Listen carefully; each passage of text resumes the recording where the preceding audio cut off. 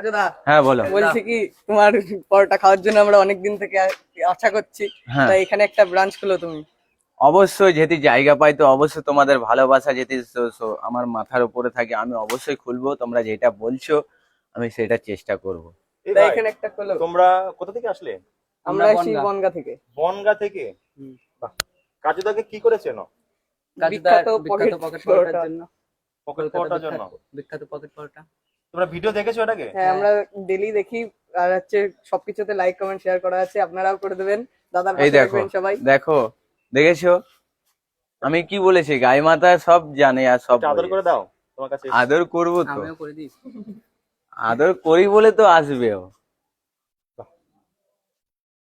ও চেনে যে আমার বাড়িতে আছে, বলছি ও বুঝতে পারছে না যে আমার বাড়িতে আছে, বা এমনি আদর তো হট করে কেউ করতে পারবে না। মানে তোমার বাড়িতে আছে থেকেই তুমি করতে পারছো, তাই তো? হ্যাঁ, ও বোঝে।